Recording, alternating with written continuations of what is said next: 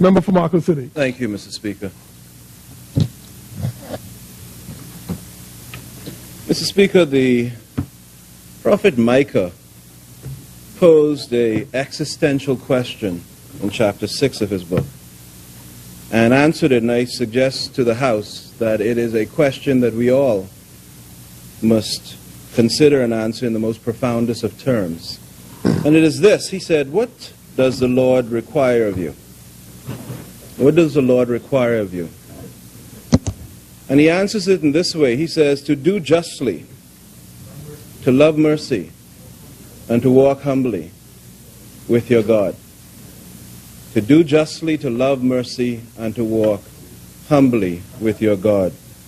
Mr. Speaker, I rise on behalf of the people of the Marco City constituency in my continuing attempt in this House to do justly, to love mercy, and to walk humbly with my God, in my contributions to this House and in my attempt, through those contributions, to deepen the democracy of this country for the betterment of our people.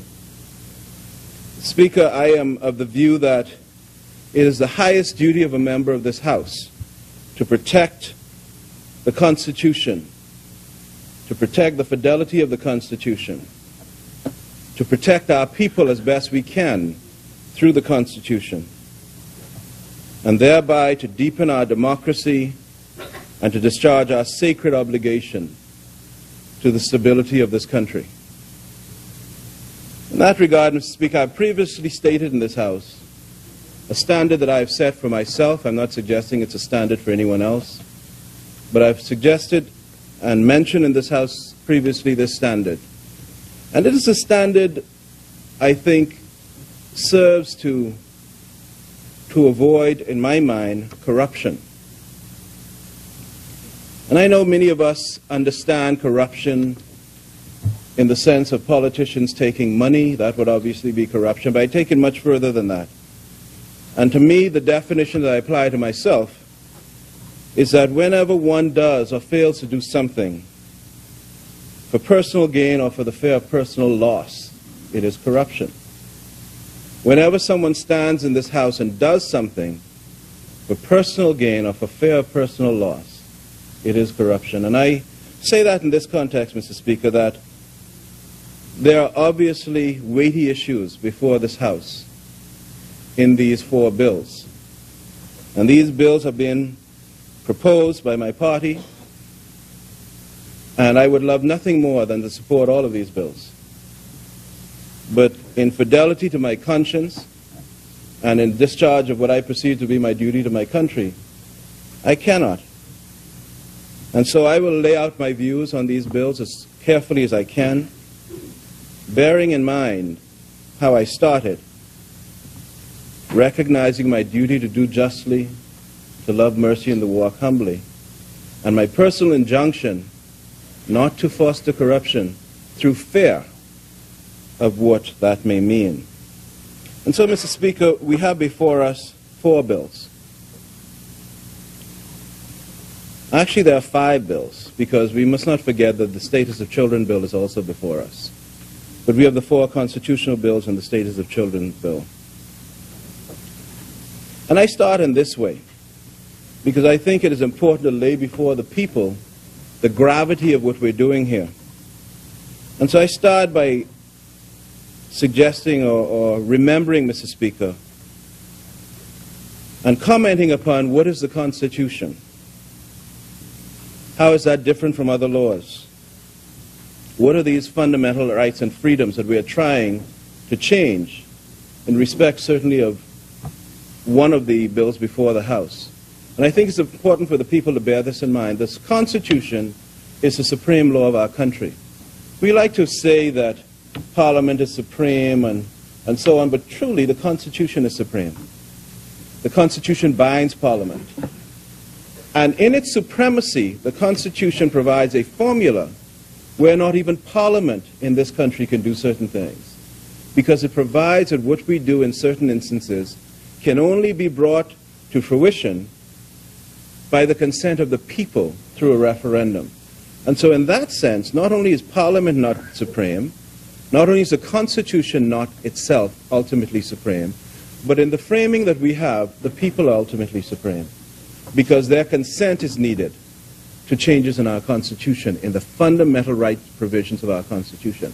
And that's important because we come in this house every day and we pass laws. And those laws are laws only requiring our passage, the approval of the Senate, and the signature of the Governor General. But when we take something from a constitutional level, when we take it from a level which is entrenched in the fundamental rights provision and put it merely to the level of a statute, and I will develop this more when we come to the fourth bill, it no longer requires the consent of the people to be changed. The people have one shot at this when it comes to fundamental rights provisions. If we so legislate as to put the only safeguard in respect of the legislation at a normal statute level. And I'll develop that. The second point I want to make before I continue and deal with all four of the bills is that, as far as I'm aware, no one, including myself, and I say this with the greatest urgency and the greatest forcefulness behind it, disagrees with gender equality. No one. I don't know anyone in this house that disagrees with gender equality.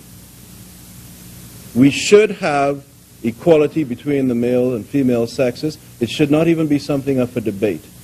And it should always have been so, and to the extent that it is not so, it should be corrected. But in correcting gender inequality, we should not open the door to new issues. We should not open the door to further issues which will challenge us as a people or as a culture.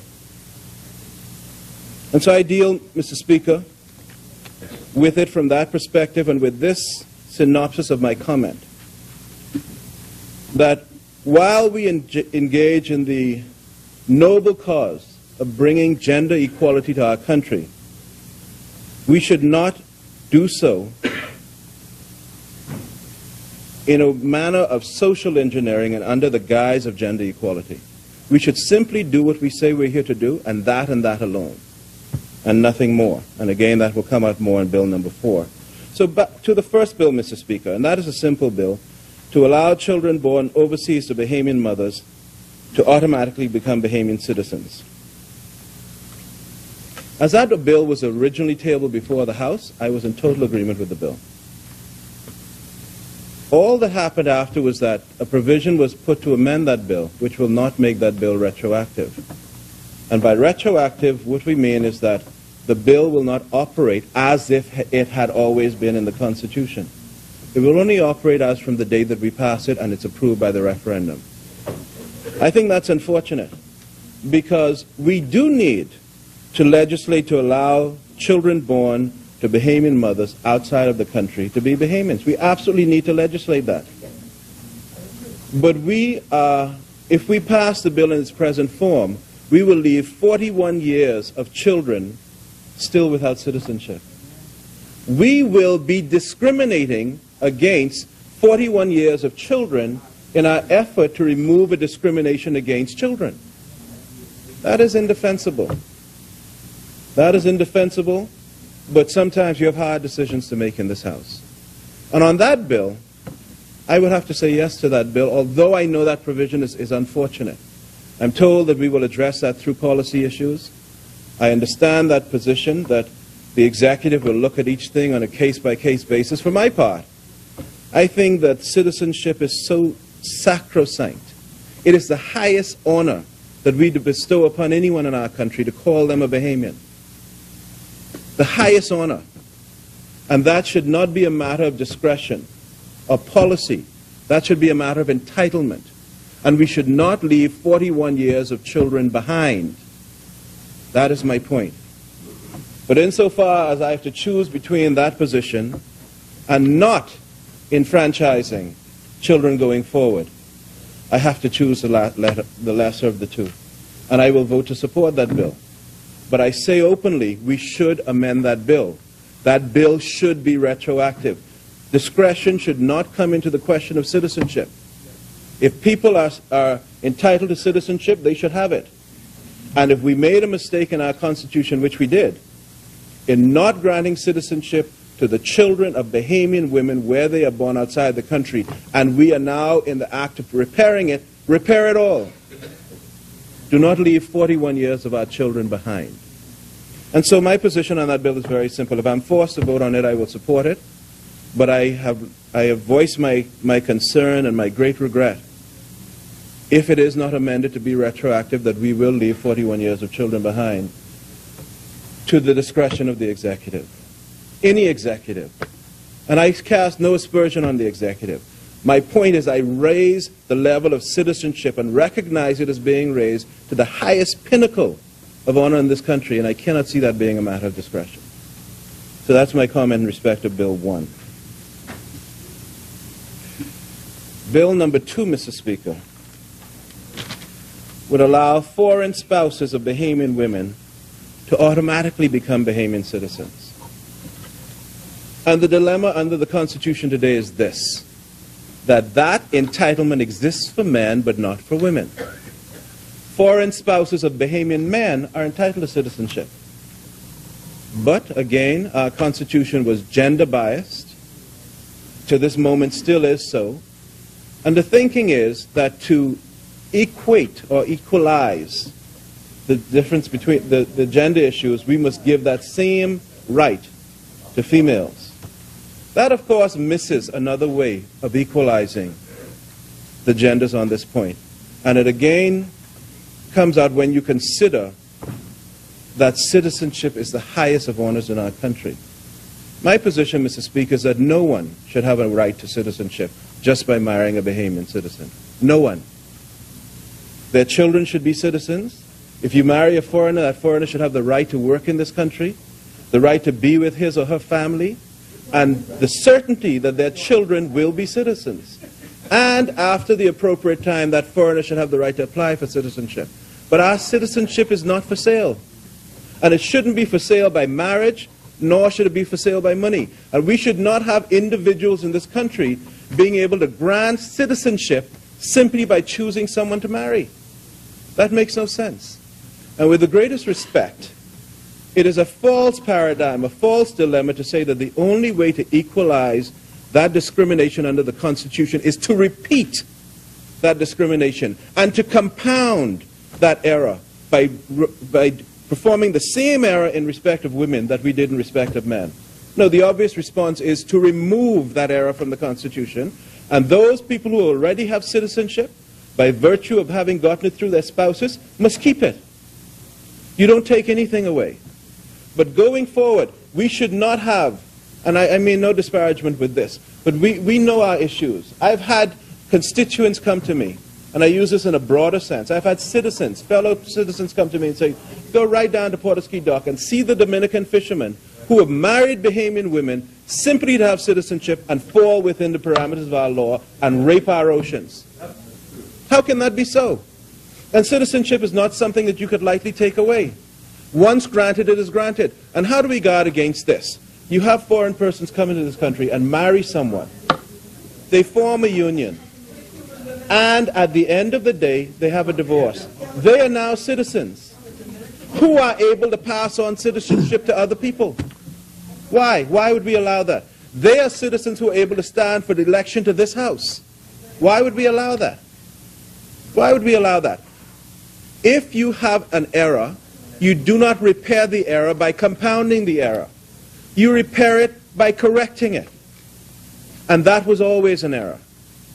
And I'm not suggesting, because I don't want people to misreport what I'm saying, I'm not suggesting anyone who got citizenship in the past because their spouse was a Bahamian man should be deprived of citizenship. I'm not suggesting that at all. They should keep what they have. But I'm saying this is an obvious error. Citizenship, you go to the U.S. and marry a U.S. citizen. You will get a green card. You will not get citizenship. Your children will be citizens, yes. And you will be able to work and help to feed your children. And your spouse will go through a process of scrutiny to determine whether or not they should be considered for citizenship like everyone else. This makes no sense. This makes absolutely no sense. And so, Mr. Speaker, on this one, members, honorable members, The member yields. The chair recognizes honourable member for Foxhill. To put the factual legal position. That is exactly the same position in the Bahamas. You have to apply for citizenship. And by policy, it's not an automatic grant of citizenship. No. I'm sorry, I don't know where that comes from. Well, members. So that's the only point I want to make. I don't interrupt the members, but that is the factual legal position in the Bahamas. Thank you, honourable member. Member for Marco City, you have the floor. Obliged, Mr. Speaker. Words are funny things. If what is being said that as it pertains to this moment in time, that is the factual legal position, I agree with that. But that's not what we're debating. We're debating whether we're going to amend the Constitution to make this an entitlement. And I will read, Mr. Speaker. Member for Marco City. Member for Marco City. No, sir. No, sir. This is not members. This is not a point of order unless you state it is. But the member yields, so the chair will recognize member for Foxhill, right. The state as minister. Just to clarify the point yes. again. Everybody has to apply for citizenship of the Bahamas. Everyone has to apply. There are rules upon which someone is granted citizenship. And that will apply in this case, as it now, in the instant case with the female spouses of Bahamian males. That's what happens now. And it will apply with the other thing. All this is doing is saying that like women, the female spouses now have a constitutional entitlement to apply. It is extending it to men to apply. But the same policy considerations apply. The kids are automatic. The kids are automatic. That's a different issue. But there's no automatic thing anywhere here. Now, he knows from Ryan and the Attorney General that you also have a duty to act fairly. That's a different thing.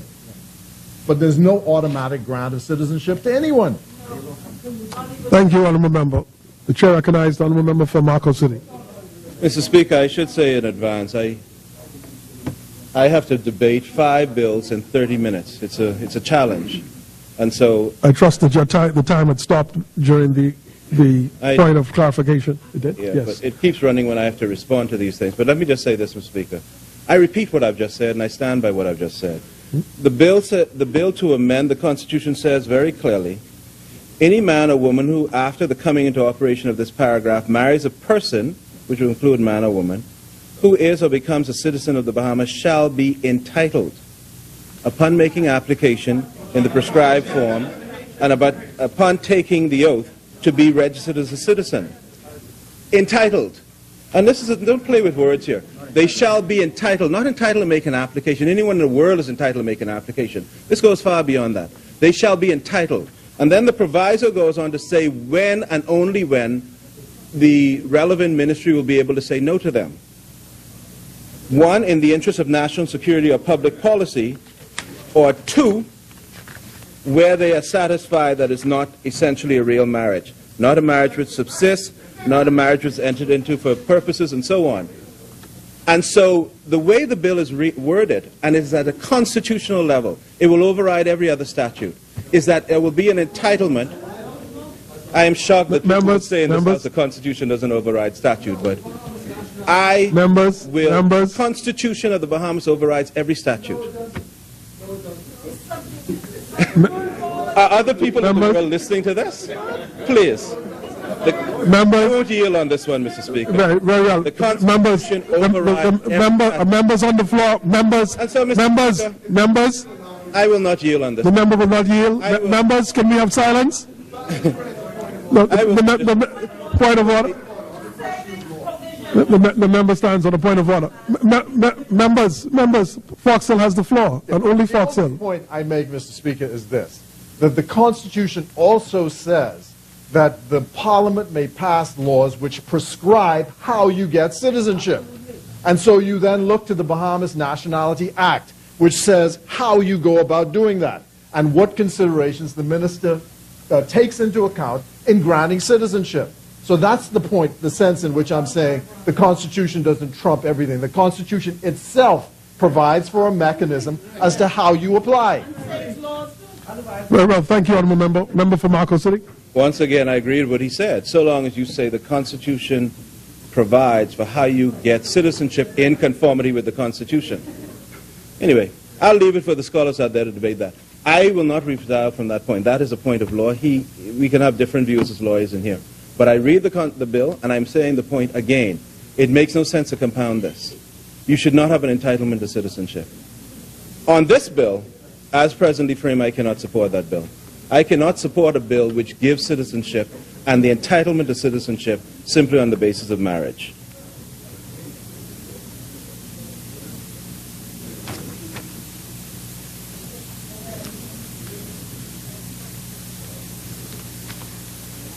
Mr. Speaker, on Bill number 3. Bill number 3 is the bill to allow children born out of wedlock to Bahamian fathers to become citizens. I support that bill completely. What is notable about that bill, though, is that bill is retroactive. That bill will validate the citizenships of Bahamian fathers who had children Members, could you bring your voices down? Wedlock outside of the country. And so why, again, in our effort to remove gender discrimination, why are we making the bill in respect of the children of men retroactive, but an illegitimate children of men retroactive, whereas the bill in respect of the children of women born outside of this country is not retroactive? Why? So in respect of men, there's no leaving 41 years of children behind. None.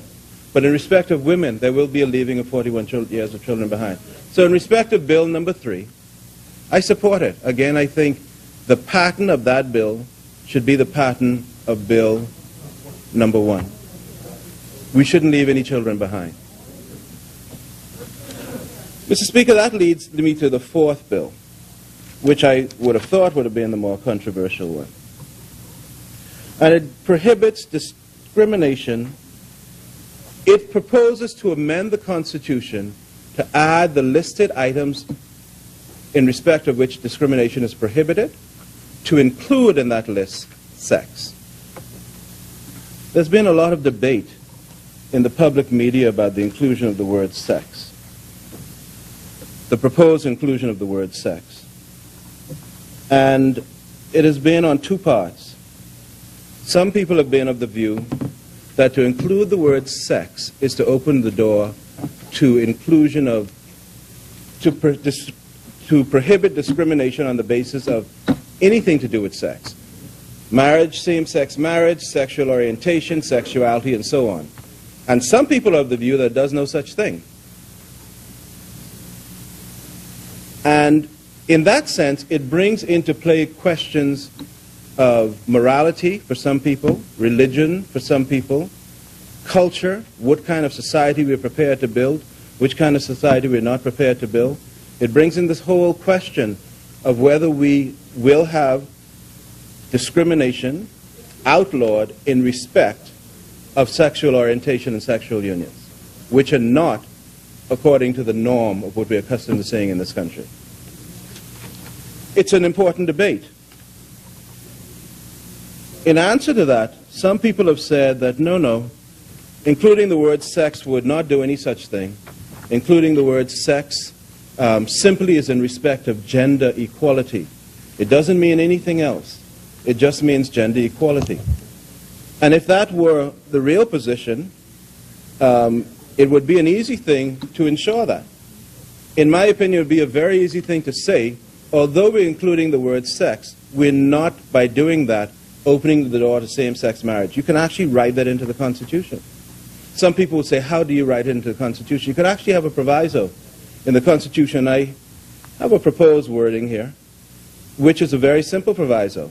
Provided that notwithstanding any other provision of this Constitution, any written law, or the common law, only a marriage between a natural biological man and a natural biological woman shall be valid and recognized in the Bahamas. It's very easy to put that in English. It's not a big task. And the suggestion that this is such a cumbersome thing to do that it cannot be done without violating the Constitution and without very cumbersome language is nonsense. It's a very easy thing to do. And in fact, I go further. If the intent is only to include the word sex for the purpose of gender equality, That is something you would easily put in. And if you have a challenge putting that in, then it does beg the question of what the intention really is. It really does. Now, when one speaks of the word sex, persons who are proponents of the view that it will not have anything to do with opening the door to gay marriages and so on, tend to refer to this case. It's a case of Corbett and Cobbett, a UK case. It's a 1970 case. And it does use these words. It says that it is common ground between all the medical witnesses that the biological sexual constitution of an individual is fixed at birth, at the latest, and cannot be changed, either by natural development of organs of the opposite sex or by medical or surgical means, and therefore cannot affect a person's true sex. People tend to refer to that, to say, no, don't worry about the word sex, because the lawyers and the judges have already determined that sex is fixed at the date of your birth. It is a biological question. And simply to include the word sex in the Constitution doesn't open it up to anything else. The challenge with that position is that that is an interpretation only, an interpretation that pertains from 1970 and leads us in two directions. I know this is getting a bit technical, but it's important to put this out into the public domain. One, if we include the word sex in the Constitution, that is it. The population of the country will have one chance only to determine whether that goes into the Constitution. That is the only purpose for which a referendum is needed. This Parliament can then sit and change any statute without the people's consent and without any referendum. I am not content with that.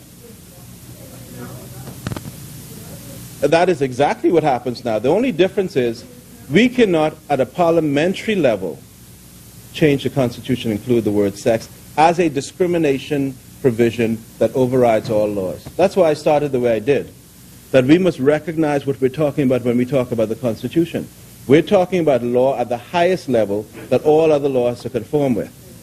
The second point that follows from that is this, that decision I just read, that view of the law, has been overruled repeatedly by the English courts, by the European courts, repeatedly. For those who want to follow this debate, there's a case called Goodwin in UK, 2002 35 European Human Rights Report, page 447, which says openly that the reference to biological sex, italicized in the last sentence quoted above, can no longer stand in the light of the judgment of the court in Goodwin and UK, meaning the previous definition I just gave, no longer stands. And the reason they came to that conclusion is, as they say going on, I won't read all of the cases, that societal norms have changed. This is a door that we open up with doing this. Once you put the word sex in the Constitution, you allow the courts to reinterpret that. You allow the courts to reinterpret that. You allow the courts to have the jurisdiction to reinterpret that. And as the courts are satisfied that societal norms have changed, it will reinterpret that and will open the door to the same-sex marriages and the rest. Now let me interject here. I will interject here and let me just say this. Members, honorable members, member on the floor. I do not countenance the view or support the view that persons who have different sexual orientation are less than human beings. I don't support that view. I don't support the view that people who are heterosexual are somehow better. We have all sinned and fallen short of the glory of God. All of us. What I do support is that standing here as a legislator, my duty is to defend the Constitution and to help to preserve the culture of this country. And in that context, that there should not be a surreptitious or backdoor approach to providing a jurisdiction for the future rulings of the court to determine that sex, once it's included in discrimination provision as a ground upon which discrimination is not allowed, can then be interpreted to allow this type of thing. I don't think that's proper, and I think that if we're going to have that debate, it should be an open debate, and it shouldn't be done in this way. I would not support that debate, but it should be an open debate. There's no shortage of other cases which make the same point, and in fact, some of the cases go so far as to make it clear that the idea of sex includes, and this is a logical progression. If you have no discrimination on sex, you have no discrimination on someone's sexuality, or the way they express their sexuality, and therefore on their sexual orientation, or the way in which they consummate their sexuality with another human being, meaning sexual unions. This all flows. And this is all the courts have done and made it clear over the years in all of these jurisdictions. We should not be about the business of trying to legislate what others would see as progressive legislation to open the door to these unions without the continence of our people and in this way. If we want to have a blunt, open, direct discussion on this by way of statute, or an open discussion on the amendment of the Constitution and the effect it will have, I think we should have this, but not in this way. And in any event, I do not support it. And so, Mr. Speaker,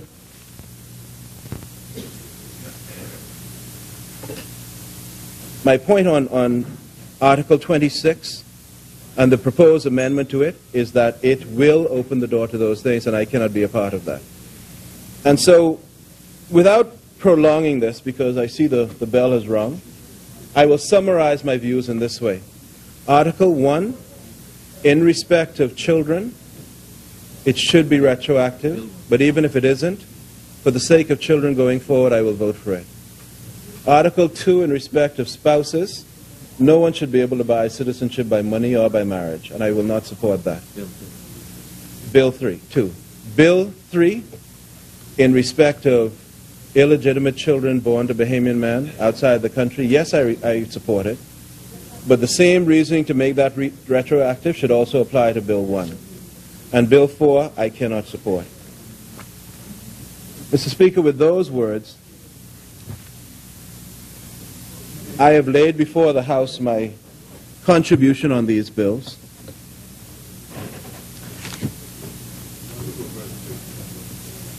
And Marco City will support and not support in the way that I've already stated. Thank you, Mr. Speaker.